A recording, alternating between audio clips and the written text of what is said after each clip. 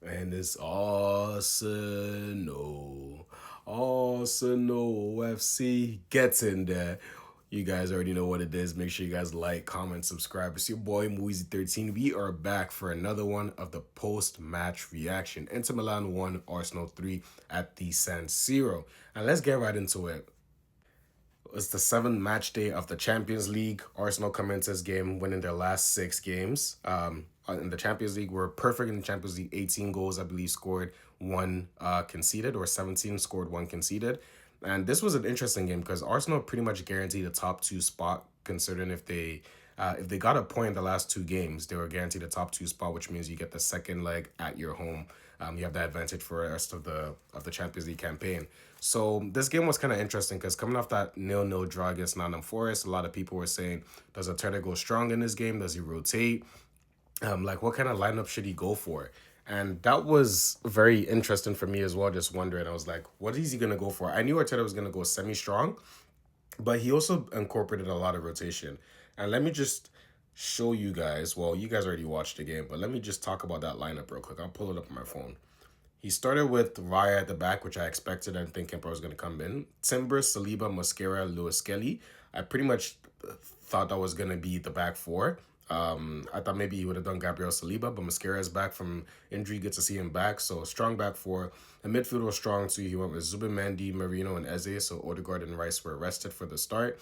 And then up top, he went fairly strong. There's two starting wingers in Trossard, Saka, and Jesus up top for Victor Gyokeres.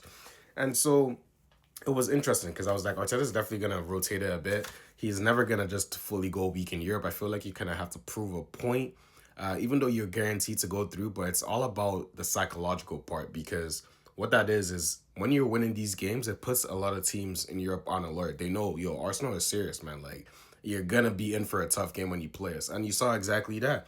I'm gonna touch up on a few key points that happened that first half. We start off the game really well. First 10, 15 minutes, or mainly that first 10 minutes, with pin Inter back. We had great tempo from the team. Inter Milan just couldn't get out. So it was a good start for Arsenal. Obviously, we get a first goal in the 10th minute, coming from Gabriel Jesus. Kind of the attack kind of shifts to the right. Timber gets the ball, tries to go for goals, swivels, kind of hits it, but kind of gets on just a little bit of a touch to go to Gabriel Jesus, he almost looks like he's in an offside position, but when you look later or if you look below and on the offside line, you see the Inter Milan player, the defender, playing him on, and he slots it in for a tap in. 1-0, and we keep it moving. Inter Milan responded really quick though. They got a equalizer about 7-8 minutes later.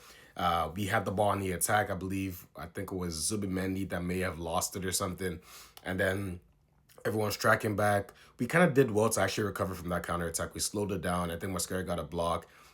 Someone else got a block, but then the ball kindly falls onto the edge of the box for Susic for Inter Milan, and fair enough. Sometimes you just have to say fair enough. What a goal! That was a sensational goal. I just held my hands up. Beautiful one-time finesse into the top right corner. No chance for David Raya, and it was 1-1. And it was frustrating because I was like, why are you getting caught on the counter? And Inter Milan, their best opportunities were on the counter too. We got caught on the counter a few times, but we did well to make the most of it, in terms of recovering and doing what we had to do. So we did that. Let's talk about our second goal because that second goal was actually crucial not just before halftime, but 10 to 15 minutes before halftime, the 31st minute, Arsenal score from another corner. Set piece again, ole ole, try and stop it. I'm telling you, this is a crucial weapon because a lot of teams in Europe just don't know what to do with it. When they see Arsenal getting corners, they're scared, they're shook. And the funny thing is, in that first half, if we had Gabriel Magalhaes on the starting lineup, he could have ate from those corners, but they were lucky he was on the bench.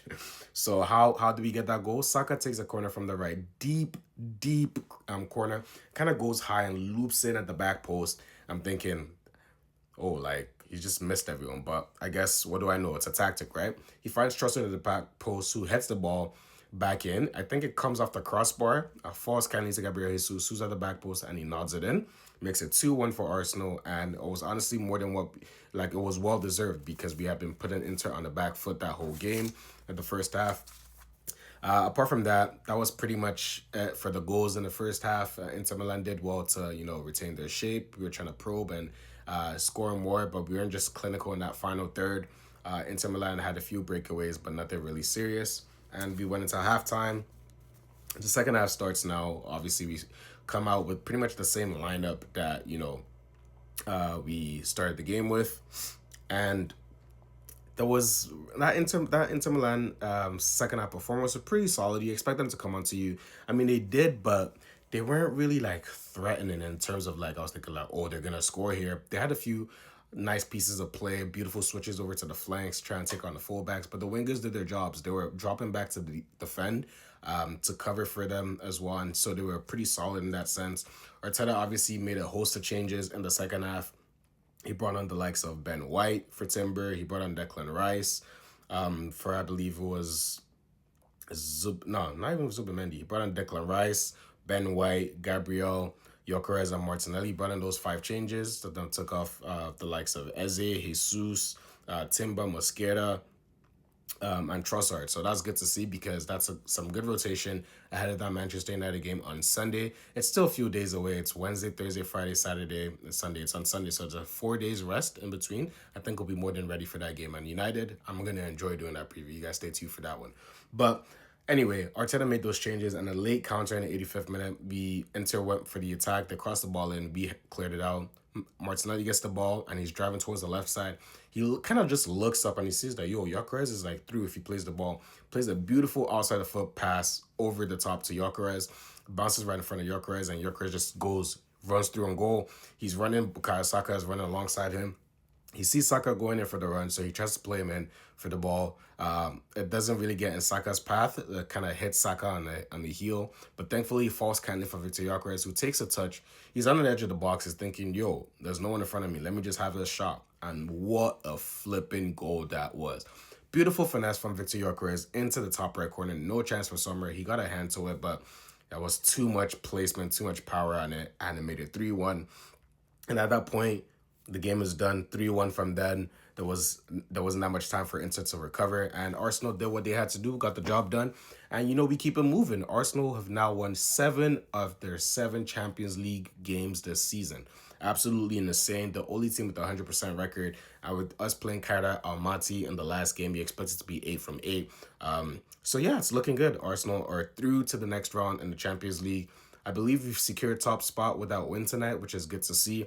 Arsenal have secured that top spot, which means we'll have that advantage in the knockout stages where every game we're going to play up until the semifinals the second leg is going to be at our home. So it's a real opportunity for Arsenal to potentially make a late run or a deep run into the final. But it's looking good for Arsenal right now. So it's a good bounce back win from that Nottingham Forest draw.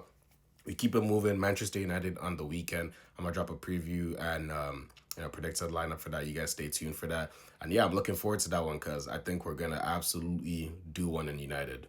Man City, that result was a false one for United. I know they had a very good performance, not taking anything away from them, but you just see Man City lost 3-1 to Bodo Glimt. So it's going to be an interesting one to see on Sunday. But that game is going to be a blockbuster. I'm waiting. I'm so excited for that one. But Inter Milan 1, Arsenal 3. It's your boy Muzi13. Make sure you guys like, comment, drop a follow, subscribe, all that good stuff. I'm going to see you guys in the next one. I'm out. Peace.